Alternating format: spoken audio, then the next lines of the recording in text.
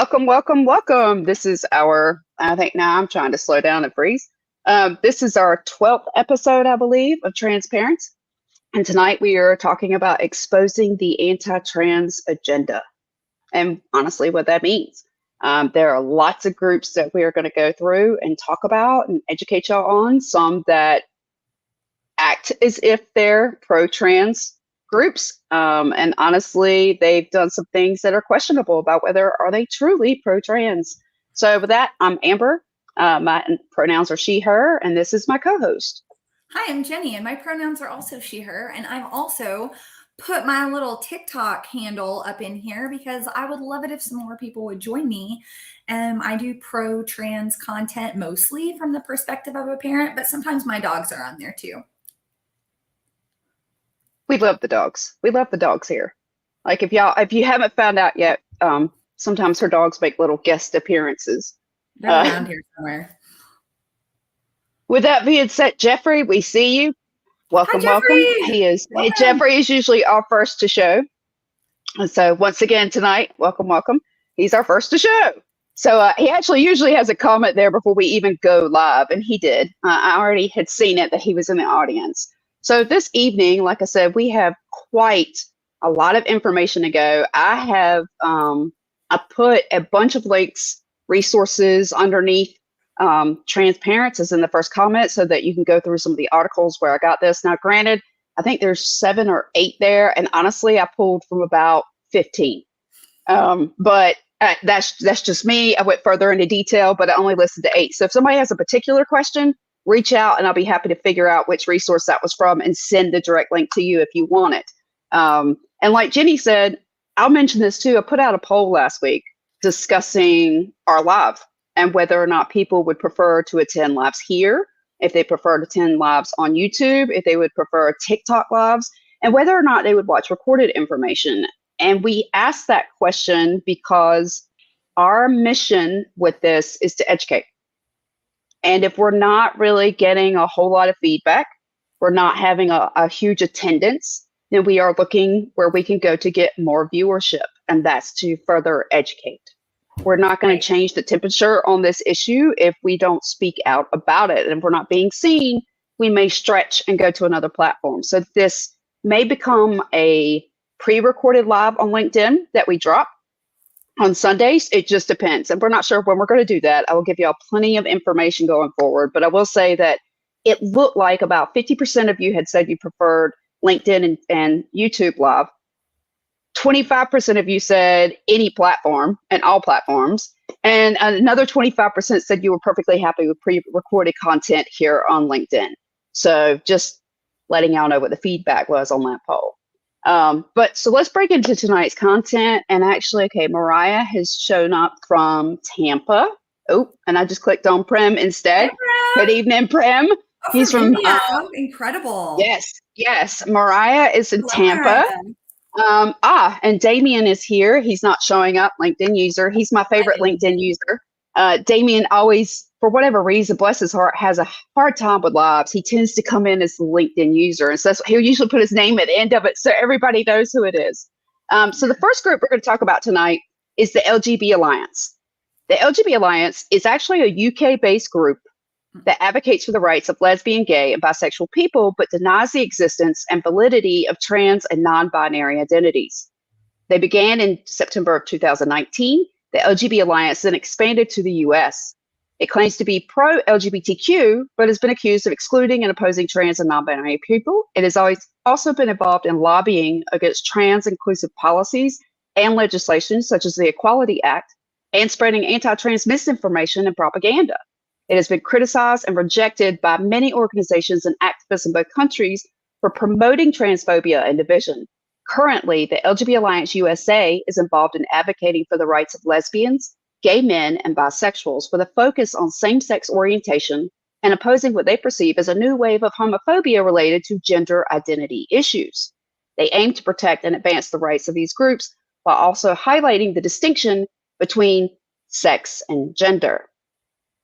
Okay. So once again, so this is like the okay. So we're okay for all these groups, but the second you go into gender identity, nope. Okay, so let's look at it. Let's think about it. If considering that lesbian, gay, and bisexuality, as well as we know about things like pansexuality, asexuality, these all relate to sexuality or the preference a person has or the attraction a person has to another gender or the same, obviously the same gender, or, all gender, whatever. So, but they all relate to sexuality, which is different than being transgender. So, on that note, I guess I understand why they feel like they are kind of their own category, because it's related to sexuality, which falls under a different umbrella than gender and gender identity. However, why the exclusion? Like, I understand that it's different. Like, I have ADHD,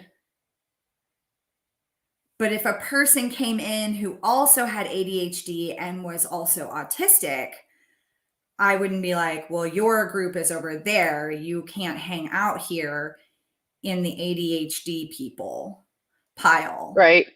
Right. And it kind of reminds me of, in recovery, there is typically just the 12-step recovery groups I know. There's like AA and NA, and never the twain shall meet. And there's like this bizarre rivalry or something where it's like, I don't know. Anyway, I never understood that, because I knew a lot of people. It's all the same. Like, it's substance abuse, it's addiction, it's all the same. Why the division? Like, I even had people who were part of both groups, right, who couldn't understand, like, why do I have to go to two groups? Right? Like, I could just go to one and cover substance abuse, and they didn't want to do it that way. It is again, I just feel like it's a way to exclude. It's okay for us, it's not okay for you. It Dr. is. Diana. Or, these are my rights and protections. I think I shared with you recently, and I know I shared it on here. There was a man who spoke at a meeting that I was at over a year ago, and he was a gay man, and he was speaking about, at the podium about his alcoholism story. And he said something, he was talking about, his past, growing up gay and being made fun of and getting, bullied. And he was like, but that's back before being gay was trendy and people knew whether they were a boy or a girl. And that's actually the last recovery speaker meeting I went to. It irritated me that much. Because in the recovery community, that's what we call an outside issue. That has nothing to do with sobriety. That has nothing to do with recovery. And you're pulling something to the podium that distracts from the message. And the message is, right, we can and do recover, and we help each other to do it. So, I get that there's this idea of like, well, we fought for these rights, right? I mean, he remembers friends dying in the AIDS crisis, and we did these things, and that's awesome. You have this great history. And so I understand feeling very protective of that. Hey, I fought for this, and now somebody's going to come in and I guess reap what I helped sow. But then in my mind, I'm like, but wasn't that the point? Wasn't that the point? So it's this othering that we want to do. Mm-hmm. And I'm not sure why we feel so compelled to do it. I know we do it, and I know even I do it. Right. We have to fit in this box, and it's like everybody is suddenly, oh, but you can't be in the box with me. And it's just like, when did we start trying to organize each other into boxes? Right. Yeah, and no, I just very protective of our boxes. It's like, this is what I know belongs to me, and I want it.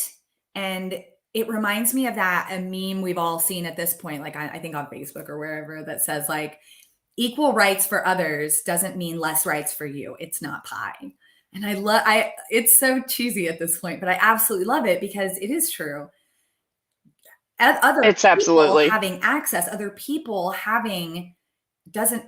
shouldn't take away from you. Why do you feel like it Mm-mm. does? And, why are you so against it? I guess why are you so offended about what something doesn't have anything to do with you? Right. Dr. Diana is like, how do I raise my hand? With this one, we don't raise hands. You just put your questions in the comments and then we answer. Dr. Diana hasn't made it to one of our lives yet, so this is her first time being able, and I'm so happy she was able to make it.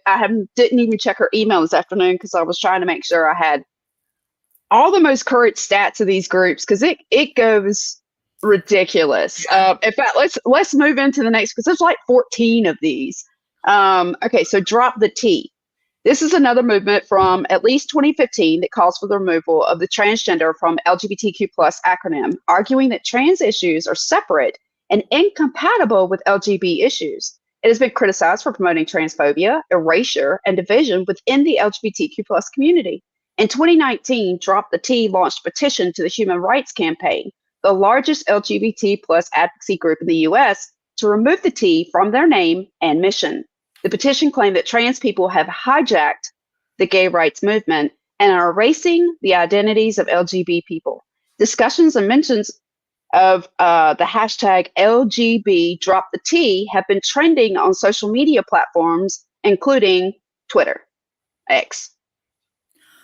So this is again like here. They feel like it's taking first of all, we understand that trans people can also be gay. Trans women can be lesbian. Dr. Diana hit on it. Absolutely. Protecting that perceived turf, which is so weird. Right. Anyway, for so many reasons. But I guess the idea there is, okay, so they're taking again, we all know that trans people can also have varying sexualities. But what I don't understand, like they think they're distracting from LGB issues. LGB, yeah, they just think they're erasing it, and I guess in a way their perspective would be, and I would have to look at it. We get down to the bottom of it. We are currently. What it sounded like to me was they're getting all the attention right now, which I do understand. I mean, they are, but they are because they're under attack. What is it, 489? Right. I've got the number down here. I think we're at 489 bills. Hold on. Let me go to the actual quote, guys. Pass Moms for Liberty. It's giving all lives matter. It really is. 491 bills. That's where we're at for the year. So I get why they would go, oh, trans rights is clogging up. But that's because that's who they're attacking. That's who they're attacking right now. I mean, we all understand that white people get beat up by the police, right? We all understand that white unarmed men have been shot by police. But the disproportionate number of people, unarmed people who are shot, attacked, beaten by police are Black and brown people. So, it's just giving that like, oh, all lives matter. Oh, they're taking from our attention. Right. Again, it does give that rallying together then and being like, hey, when one is under attack, we are all under attack. Right. Hey, Chirito, thank you for coming in. And it is like we've got 491 bills that have already been put out there this year. So I get where they would go, hey, all the attention's focused on them. But at the moment, I'll be honest, do you really want the attention the trans community is getting? Because it's hate. And trust and believe, when they're done with the trans community, they're still coming. They'll come after you. They're still after you. But they're going to come after you. I haven't gotten into that, but some of these go as far as same-sex marriage and so forth. So they're coming for you too. Don't make a mistake. Yeah. Get the L out. That's our next group. This is a radical feminist group that opposes trans rights and inclusion, especially for trans women.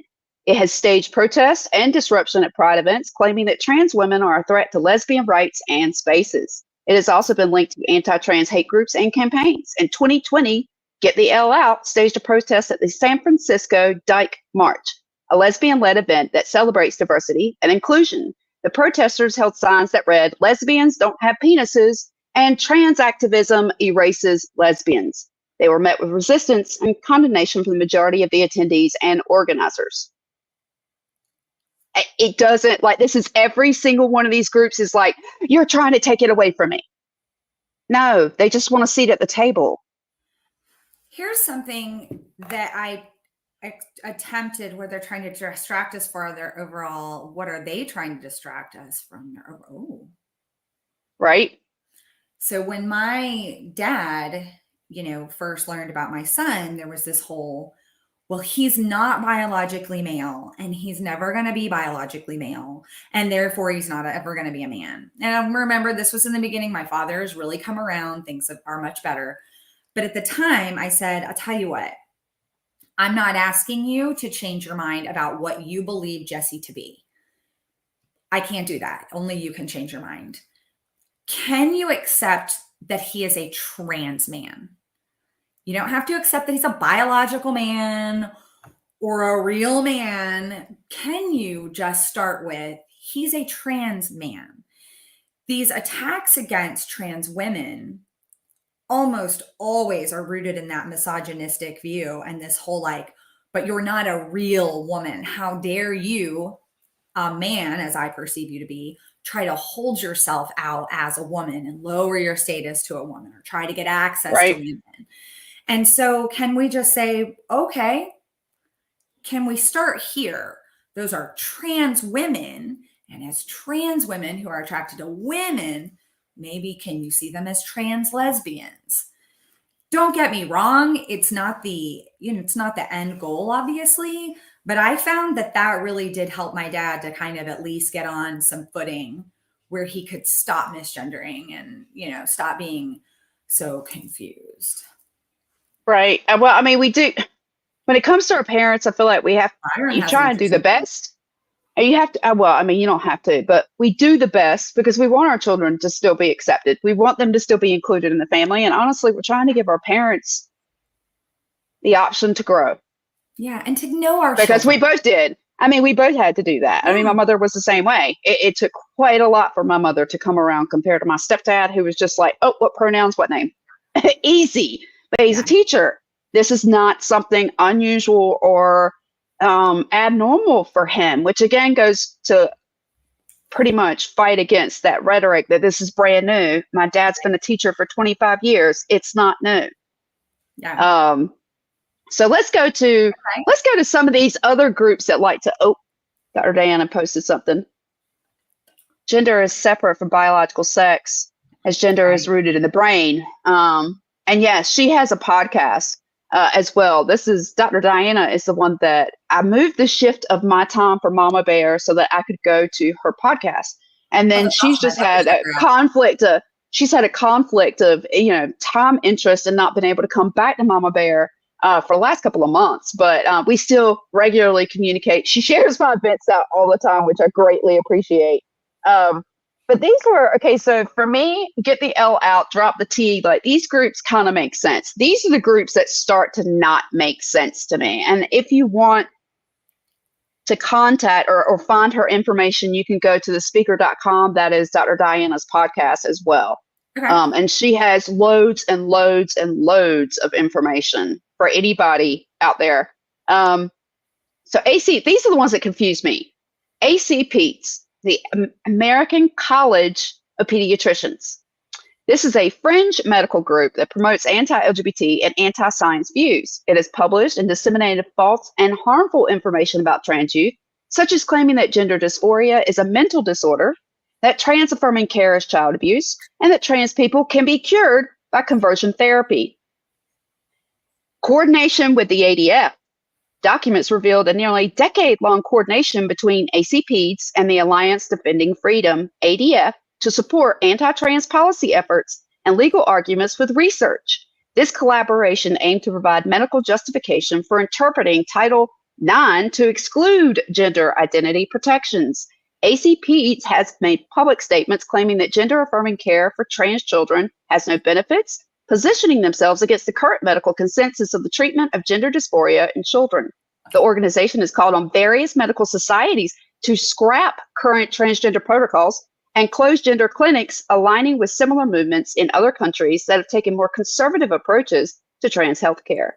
ACPs has taken a stand against the use of experimental medications and therapies for young people struggling with gender identity issues, advocating for what they consider more traditional approaches to pediatric care. And before we say anything, experimental medications, Hormones aren't experimental medications, Right. guys. They've been there. Yeah. I was on birth control at 14 years old. 12.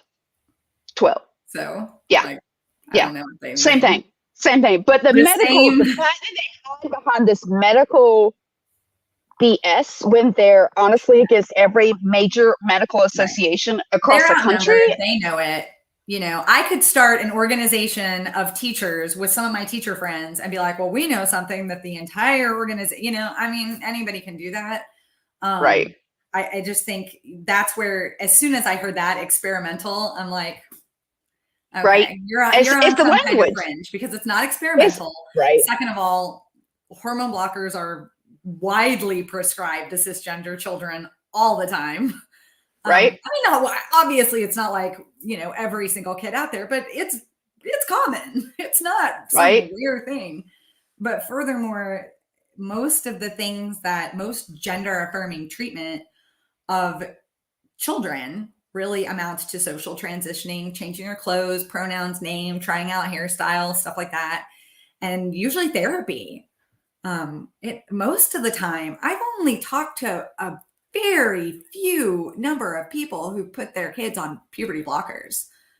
It's not rampant out there. Most, you know, my experience is that most parents I've come across, their kids have waited until they were past that point anyway to finally say something, to, you know, realize what was going on with them and say something about it. So, you know.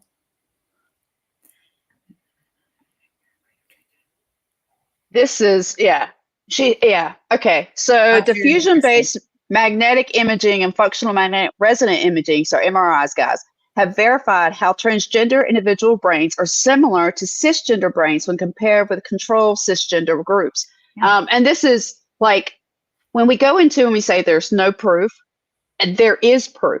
We're still beginning to really get into it, but when you have so many groups that fight about doing research in those sectors, how are you going to know? Well, what's hilarious, you really had these. Anytime I've read about them, they always do a study of like 100 people, while the American Medical Association or the American Psychiatric Association have done it on like 90,000. I think was the last number I read. It was a 90,000 person study as opposed to 100. Come on. Right. And Dr. Diana just say we must clarify the difference between children and adolescents, because I mean, your adolescents are going to be the ones on the puberty blockers because they're old enough to begin to approach that. And yeah, like for you and I, our children were way past that to even be a conversation. Yeah. I mean, way past it. Okay. So the next group I have are the GCAC, which is the Gender Critical Action Center. This is a radical feminist group that opposes trans rights and advocates for the abolition of gender identity. It has organized protests and campaigns against trans inclusive policies and organizations such as the Women's March, Planned Parenthood, and the American Civil Liberties Union by conducting talks, seminars, or distributing literature promoting gender critical views, often opposing the concept of gender identity. It has also harassed and doxxed trans activists and allies online and offline. Public campaigns, they have advocated against policies and laws that support trans rights, such as gender-affirming healthcare and anti-discrimination protections. This is kind of just going to be a repeat at this point. Like, I mean, each one of these, it's just a repeat of what they push as their view, and that this should be their view accepted by everyone. Even if that's your view, who the frick are you to say that someone should not be able to do with their own body what they want to do with their own body? How does a feminist come up with that? What? Like, that's the whole point, is that you are an equal person who has full autonomy over yourself, whether you're a woman or a man. Okay. Right. Okay. Dr. Diana mentioned prepubescent children are not eligible for medical intervention. Again, it's the pronouns, it's supporting them in their clothing, how they want to dress, and really just affirming them. Yeah. Love your kid. And as Jeffrey said, they have nothing better to do than be hateful. I don't think they do. I mean, there's plenty of things they could do, but they choose to. But they choose to be hateful. I have a little bit of understanding for that, having lived in some years of delusion and sickness. That sometimes it's like, I can remember times in my life where it was like, I just needed something to be pissed about because I was so Yeah. angry with other things and I didn't know where to place that anger. And I couldn't put it on me because hello, accountability. So I just placed it on anything that pissed me off in the moment. So maybe that's it. That's part of it. Okay, so this next one, the next one is the one that gets me. The Human Rights Campaign, HRC. Let's hash down into some of this. What? The HRC, a conservative group that claims to be pro-LGBT, but has been accused of excluding and silencing trans voices and issues. It has also supported anti-trans legislation and politicians, such as the Equality Act, which would undermine existing protections for trans people under Title IX and the Affordable Care Act. The Human Rights Campaign is one of the largest LGBTQ plus advocacy organizations in the U.S., and has been involved in various initiatives to support the trans community. However, there has been criticism and concern raised about the extent and nature of their support. They have not always prioritized trans issues or been fully inclusive in their efforts. For instance, there have been past instances where the HRC was criticized for its stance on certain legislation that did not fully include protection for trans individuals. Some have pointed out that while the HRC has made efforts to combat violence against trans and gender nonconforming individuals, as evidenced by the reports and memorials for victims of such violence, there is a call for more proactive measures and resources dedicated specifically to the trans community to address systemic issues such as healthcare, employment, and housing discrimination. To note, the HRC has made strides in recent years to be more inclusive and supportive of trans rights, but like many large organizations, it faces ongoing scrutiny and pressure to ensure that all voices within the community are heard and advocated for effectively. I'm still shook at I had no idea HRC was a conservative organization. I had no idea.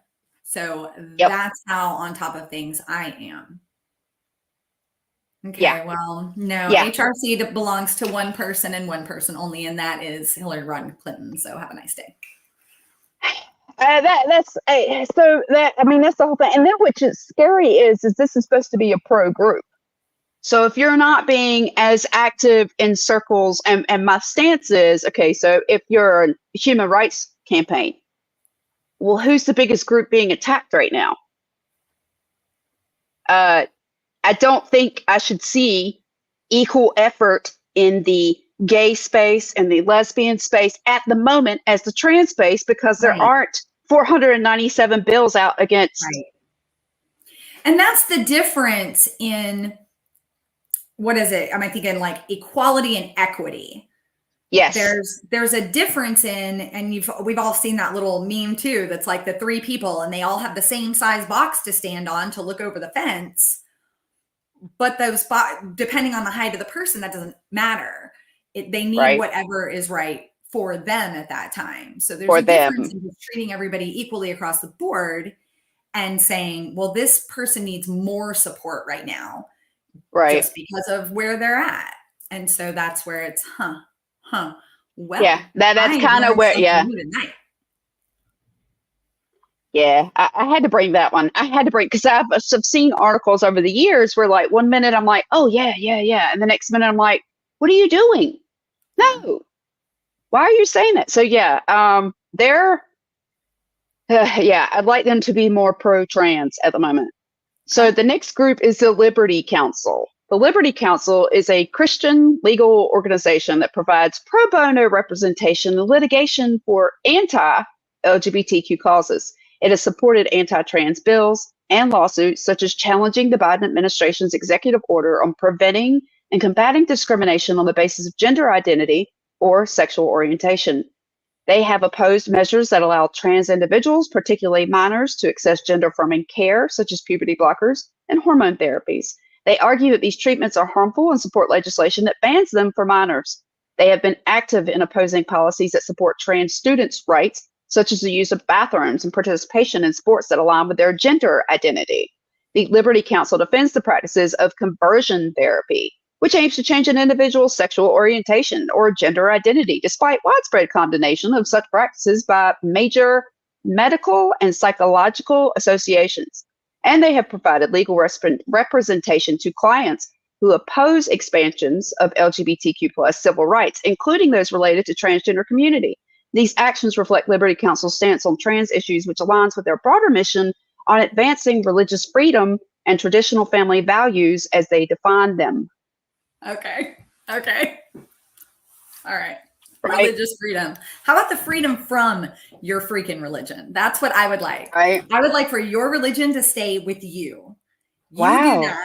In fact, go into a closet. Go pray in a closet. Go live out your religious life in a closet like you think gay people should do. That's what I would love. I'm so sick of religion. I'm sorry, y'all. If you're religious, I'm sorry. I am. No, Dr. Diana just put up here, positive information. Lutheran churches in partnership with Reconciling Works have endorsed 100% welcoming church environment, regardless of sexual orientation or gender identity. Like that's fantastic. I'll be honest, it's one of the few that I've seen that would say they're 100%, because most are absolutely not.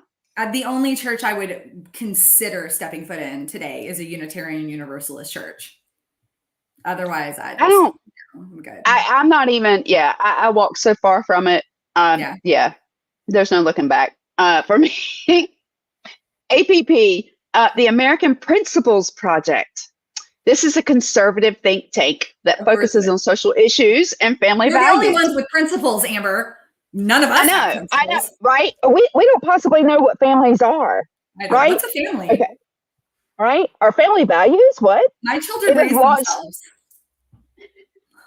They're bears. They're just out in the wild, whatever. Wow. It has launched campaigns and ads against trans rights, such as accusing trans athletes of stealing opportunities from cisgender girls and spreading fear and misinformation about trans healthcare. APP has aired campaign ads in battleground states accusing Democratic candidates of supporting legislation that would harm children by pushing dangerous transgender drugs and surgeries and threatening parental rights. They have focused much of their programming on opposing the teaching of gender ideology in public schools and have been critical of policies that support trans rights. APP has been active in legal and policy advocacy against trans rights, particularly in the context of school policies and healthcare for trans youth.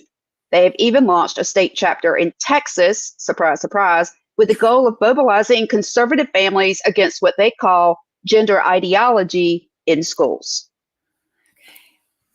Okay. Right? Okay. Right? Then here's what I need.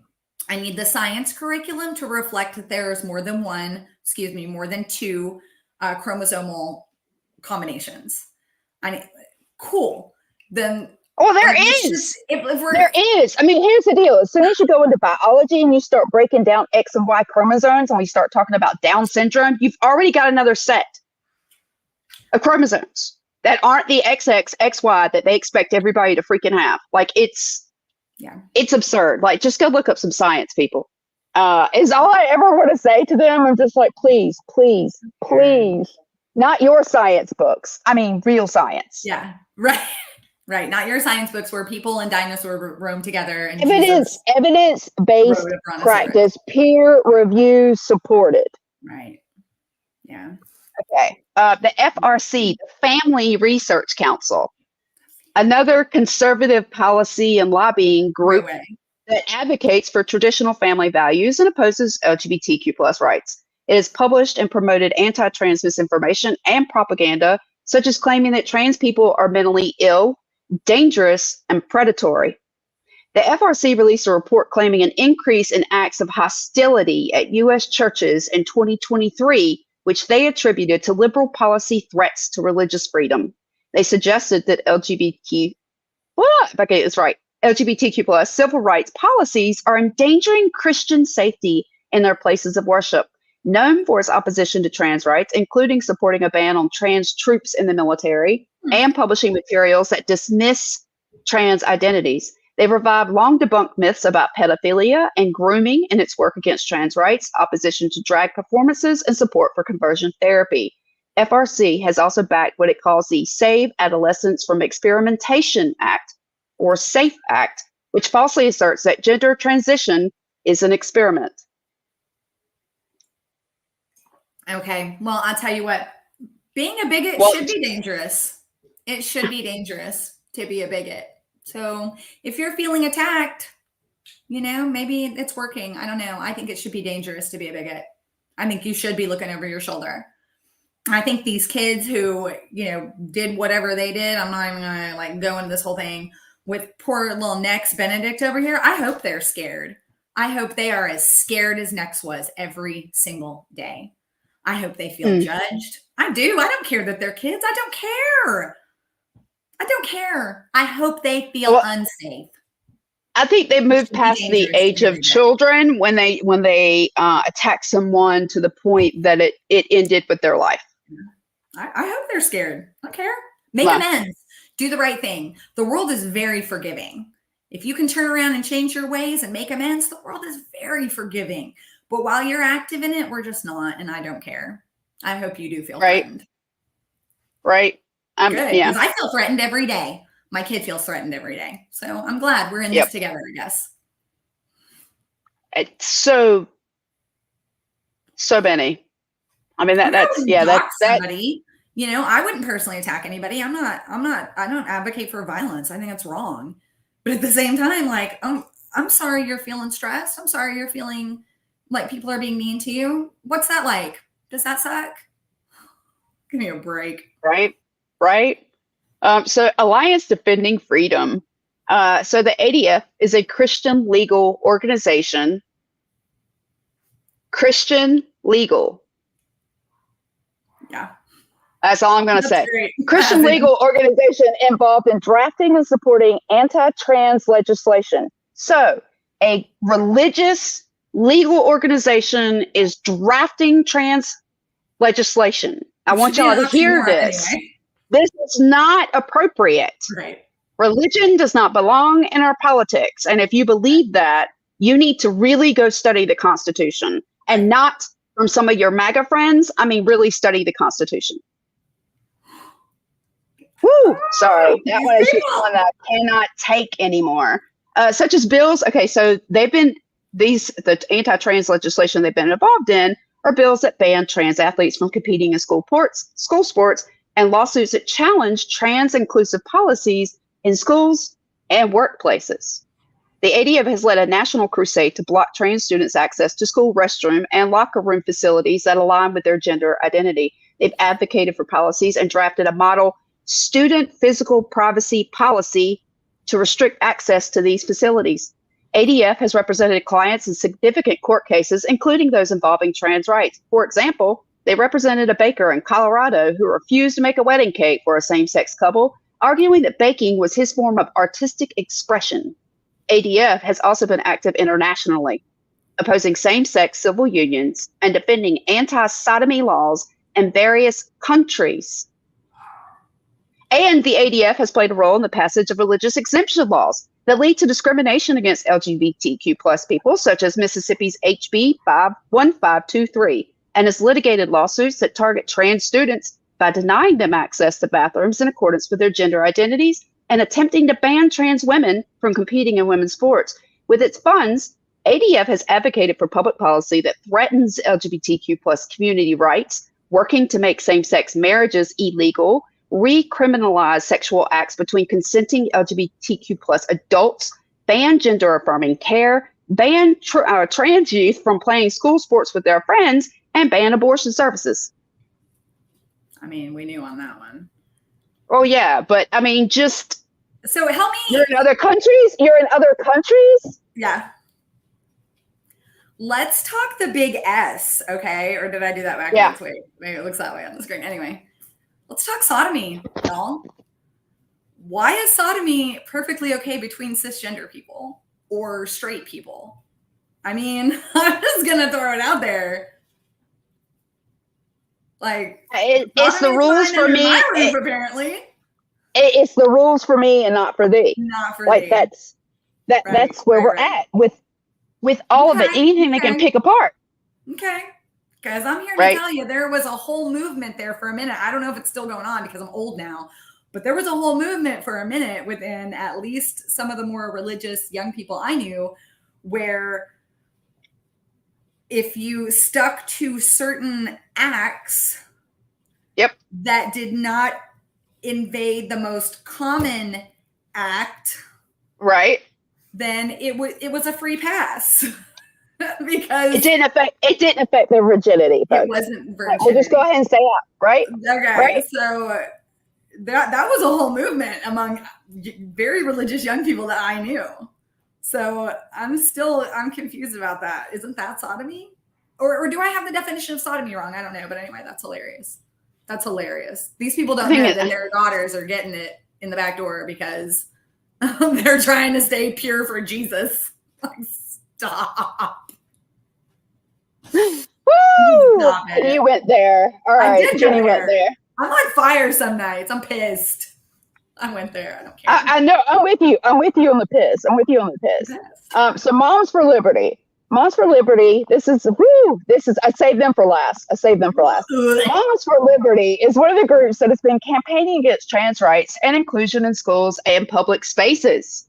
According to the Southern Poverty Law Center, it is a far-right organization that emerged out of opposition to public health regulations for COVID-19, opposes LGBTQ plus and racially inclusive school curriculum, and has advocated for book bans. It has been involved in spreading misinformation and fear about trans healthcare and sports participation.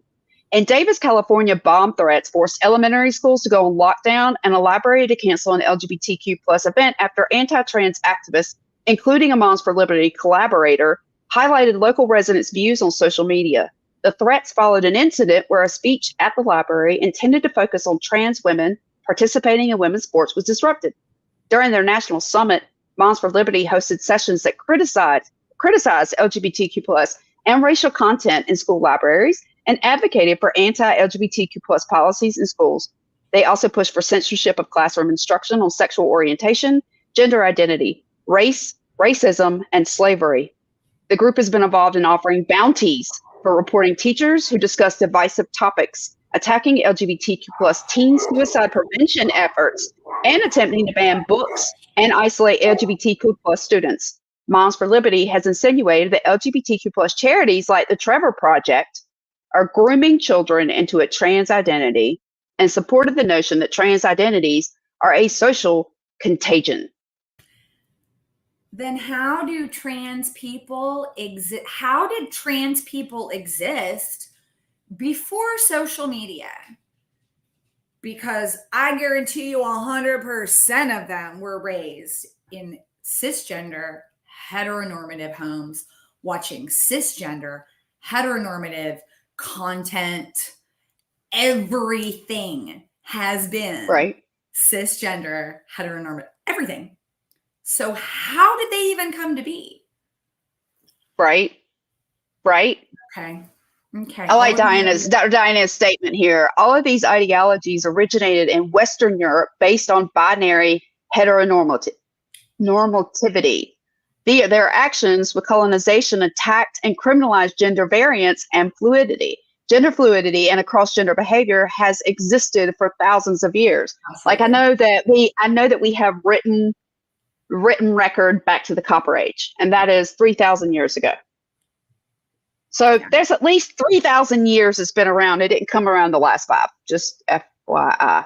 What a lot of people leave out of any of the conversation whenever they're trying to really insist upon the binary, it still goes back to this very biblical idea that God created man and woman, and that's not what happened. We are the result of millions of years of evolution.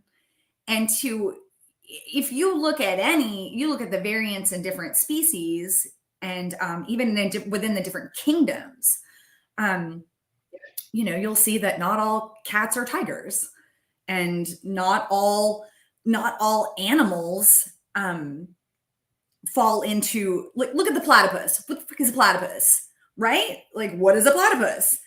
It's just a variation as a result of evolution. It makes sense that variations in how people experience their bodies, their brains, their hormones, their everything I mean, for God's sake, we have intersex people. We literally have people with both kind of parts. Yes. What is that? Is it something they did? No, of course not. It's just some kind of biological, it's just variance. It's no big deal. It's really not. Yeah, I think, well, it's just they have to make it like it's something new. Yeah. So that they can stoke the fear. Yeah. And I kind of just broke down like the legislative efforts. There's been a surge in state level efforts to restrict trans rights with groups like Alliance Defending Freedom, the Family Research Council, the Liberty Council, and the American Principles Project leading the charge. These groups have been involved in drafting and supporting legislation that targets LGBTQ rights through parents' rights bills. These bills often seek to ban minors from attending drag shows, prevent trans youth from receiving gender-affirming care, and restrict their participation in high school sports. The sports bills, which are some of the most common proposals for these groups, have focused on sports, with several states passing laws specifically seeking to ban trans girls from competing on girls' teams. There has been a significant area of activity with bills passed in states like Arkansas, Florida, Mississippi, and West Virginia, to name a few. And then the record number of bills. So up to date right now, there are 491 anti-LGBTQ bills that have been introduced to state legislators across the country this year. Currently, there are 653 active, 491 from 2024, and 162 that rolled over from 23, many targeting the trans community. More than 80 of these bills were passed in 2023 into law, and 7 have been passed so far this year. And this is why we talk about trans, specifically the T, because the T is what's being attacked here. They're not going after the L. They're not going after the G. I mean, he's not just a T. Right? Right? Mine too. Like, I mean, it's just another way. It is. Yes. Absolutely. We need to do more to educate the public of the medical and scientific facts and divert their attention from media and political hyperbole. Exactly. I mean, and that's the reason why, like, we really, as moms, decided. We do. Right. I do think it can help. But ultimately,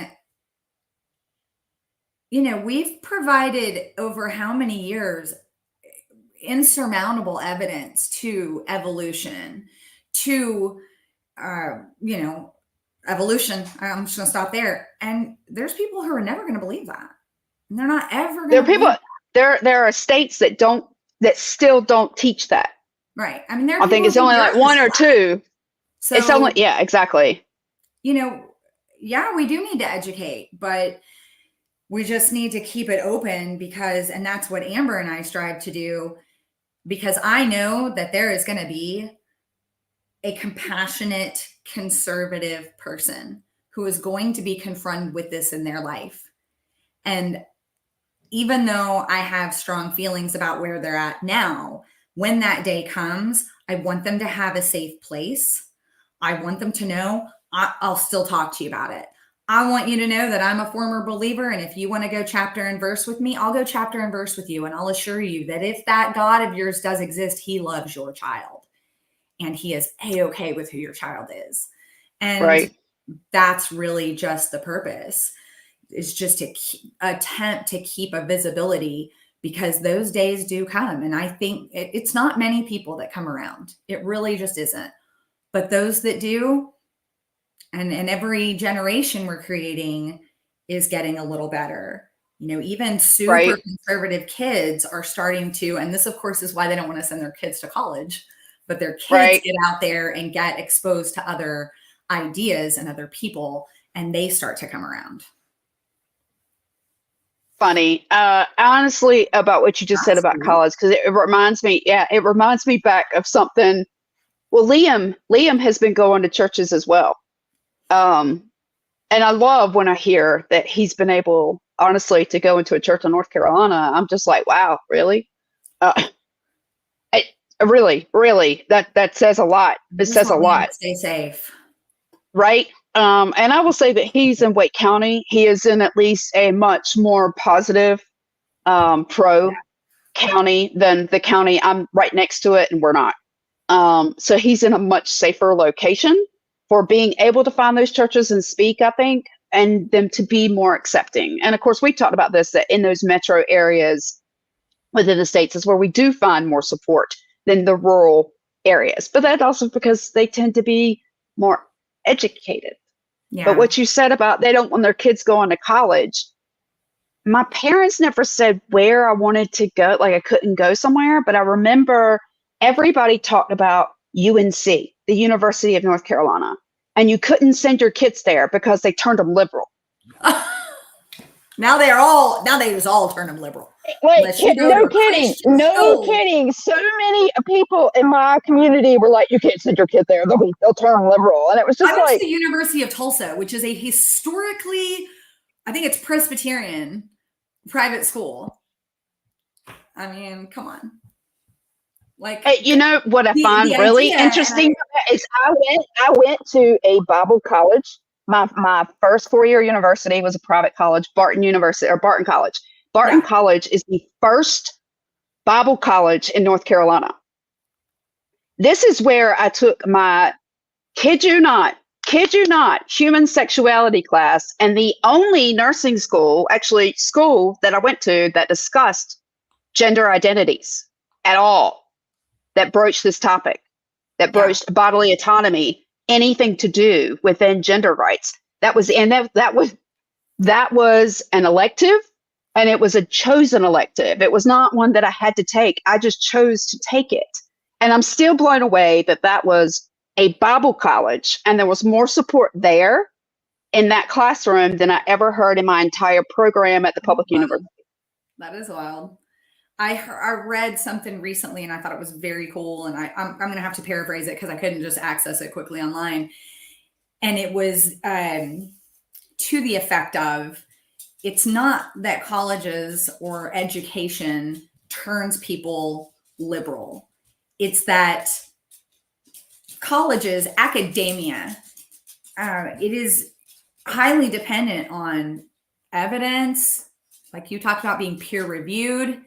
It is that search. And so if you come out more liberal as a result, that's not because academia is liberal.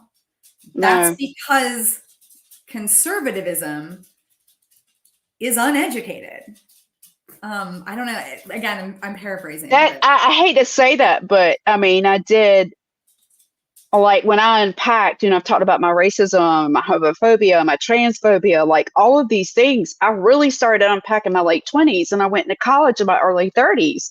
And so I'm going in, and the more education I got, I was just like, you were wrong. You were wrong. You were wrong. Like, oh gosh, you were so wrong. And it wasn't because I turned liberal. It wasn't because it turned me Democrat. I just realized that. I hate to say this, but to me, where the conservative party is now has become very anti-human rights. That's the simplest way I can describe it. And I am on the side of human rights. I'm always on the side of human rights. And that party that I once belonged to is not for anyone's rights anymore, except for white men. Straight white men. I'm not sure that it ever was. I just don't think these things were at the forefront. I know that whenever, I grew up, I was born in 78. So I do remember some of the, mid to late 80s. And I remember some of the political climate a little bit because my dad was very heavily into like Rush Limbaugh and all that nonsense. And I remember when that was on the forefront, conservatives sure didn't want gay people doing anything. So I'm not sure it has always been for human rights.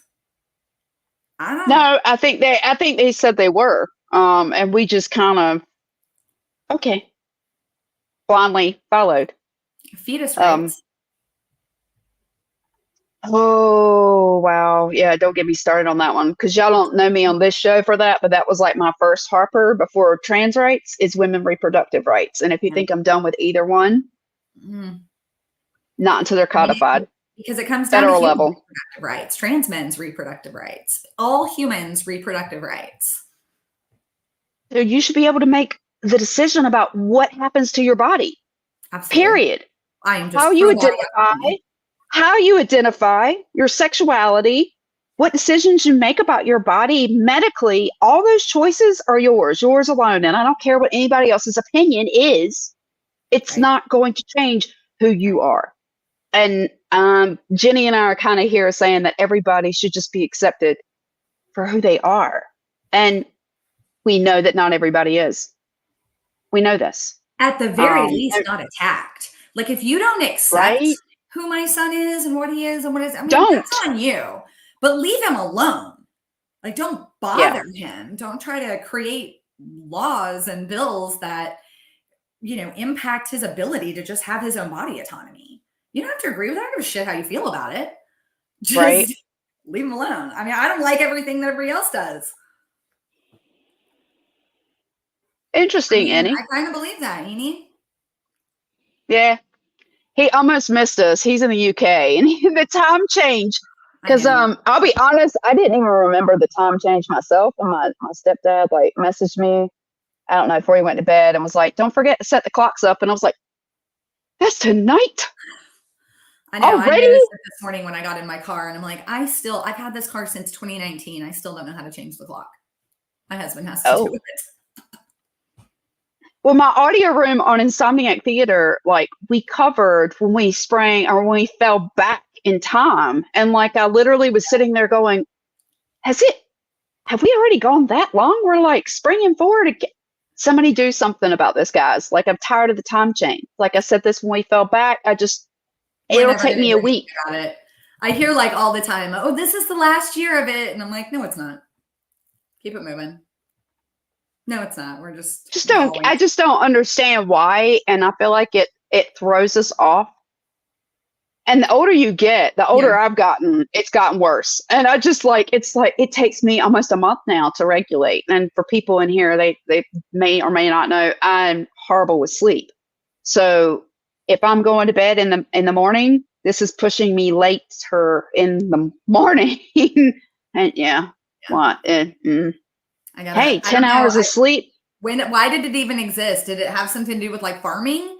Like, we're not agricultural. They said it did. Well, okay, so they did. They said that it was farming, and this is what we found out with my Insomniac Theater. That wasn't the truth of it, because farmers were not able to go out and do anything with their crops until the sun came up. So you didn't help. You didn't help at all. And honestly, here's another fact. Ours goes into October until the end of October. We don't flip over. We flip over later than any other country. And the reason being is President Bush extended it to include Halloween because it gave an extra hour of light for them to make candy sales. And I kid you not, that's why it was written into place. Yep. Money, money, money, money. And that's the reason why they haven't changed it back. Because like they fall back a month before we do. And we discussed this when we were talking about when we fell back. And the reason why we fell back so late was because Bush had extended it out for candy sales for Halloween. What are you gonna do? Whatever. Cool. Whatever. Cool. We'll make laws. Come out of that family? I don't think We'll hold that one for another. All right, guys. I'm not sure what our topic is going to be on next week. And I saw Dr. Diana put something there. She needed to be on here for conversations. And actually, Dr. Diana, I was going to reach out to you. Jenni and I are actually starting to kind of make feelers out because we're going to start bringing on guests. I don't know if we're going to try one a month, one every other week. We're not really sure where that we're going to land with that yet. It will depend on timing, like being able to schedule people when they can come on and so forth. May honestly kind of determine more of that than us. But we are beginning to look at that. We are still going to be here next week, so nobody panic. We will be making announcements before we like shift and go somewhere else. We will give you plenty. Yeah, it's going to be a minute before we do that. I would say at least a month before we do that because there's just a lot of moving parts and things to do. So right.